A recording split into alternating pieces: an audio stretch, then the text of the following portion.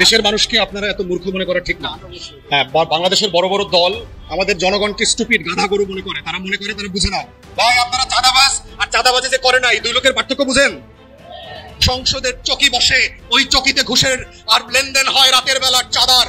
এইরকম বাংলাদেশ গড়বার জন্য তো এই বাংলাদেশ রাষ্ট্র স্বাধীন হয় নাই। অতএব এই সাম্যটা কোথায়?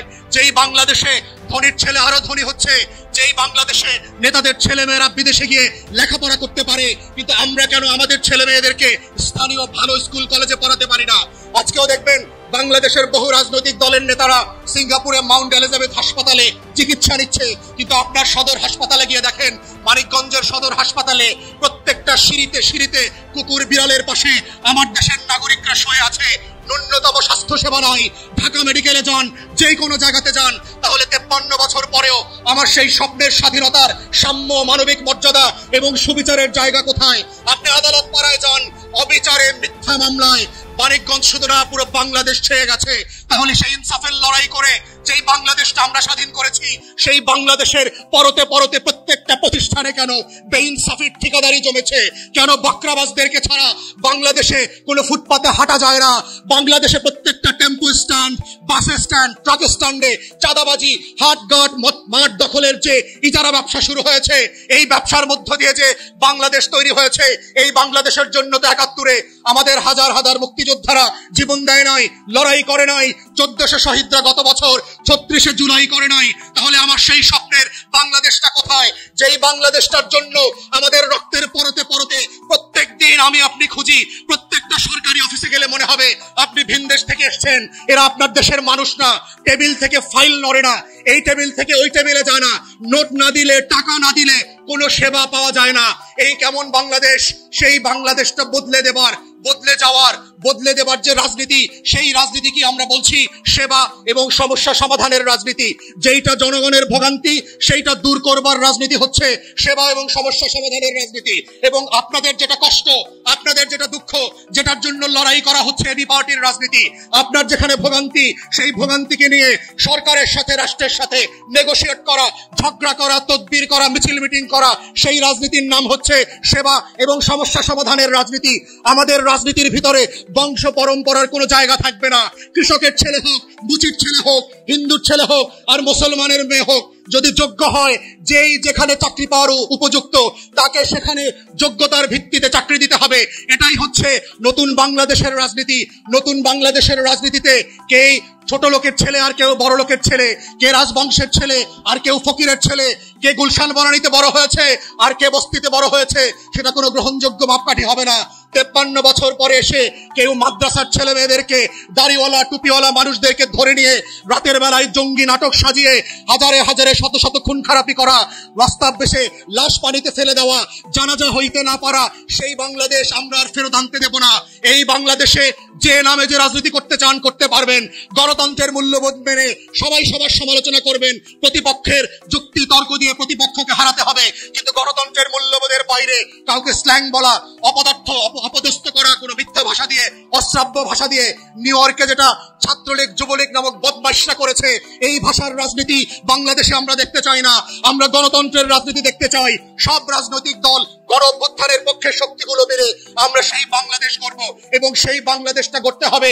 সাম্প্রতিক সময়ে ঐকমত্য কমিশনে আমরা সবাই আলোচনা করে যে জুলাই সনদ তৈরি করেছি, সেই সনদ বাস্তবায়নের মধ্য দিয়ে, যেই সনদের মধ্য দিয়েই বাস্তবায়নের মধ্য দিয়ে আগামী গণ অভ্যুত্থানের বাংলাদেশটা বিনির্মিত হবে। যেই সনদের ভিত্তিতে আগামী ফেব্রুয়ারিতে নির্বাচন হবে, সংসদ গঠিত হবে, আইন পরিবর্তন হবে, সনদকে বাস্তবায়ন দেওয়া হবে।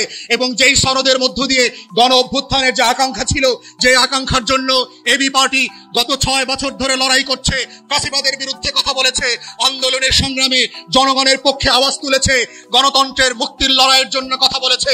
বিএনপি, জামাত, ইসলামী আন্দোলন থেকে, হেফাজত থেকে শুরু করে বাংলাদেশের মুসলিম জনগোষ্ঠীর পক্ষে কথা বলেছে, লড়াই করেছে। সেই রাজনীতির নাম হচ্ছে নতুন বাংলাদেশপন্থী রাজনীতি।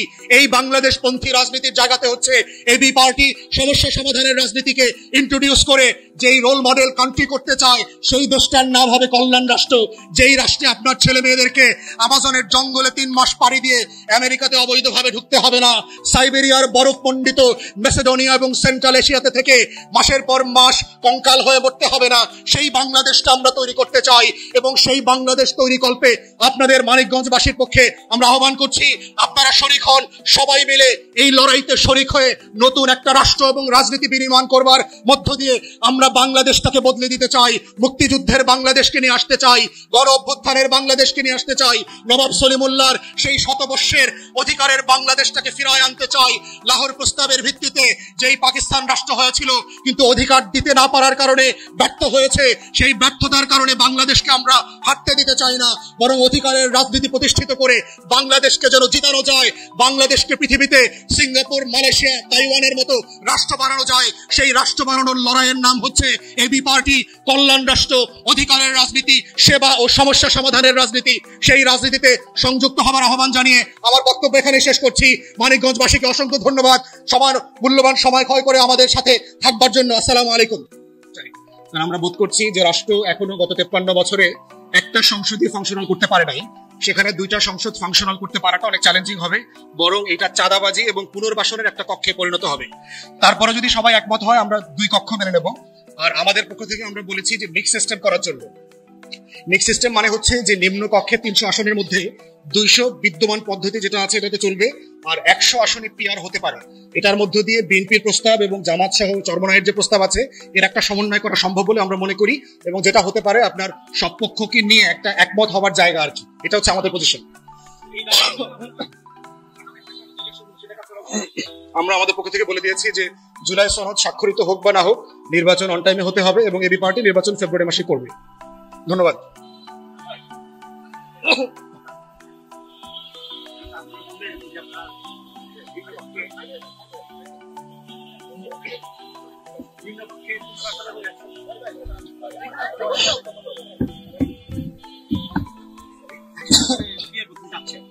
আমাদের দেশে বাস্তবতা আন্দোলন হচ্ছে, আমার তো মনে হয় যে আপনারা নিম্ন কক্ষে পুরোটাই জনগণের ভোটে। আমি কাকে ভোট দিলাম, কাকে নির্বাচিত করলাম সেটা যদি আমি না জানি তাহলে কি হবে? আজকে ধরেন একটা লোককে একটা দল নমিনেশন দেয়, একটা নমিনেশন বাণিজ্যের কথা বুঝবো, কিন্তু এখানে হবে কি হবে সেটা অনিশ্চয়তার মধ্যে থেকে যায়।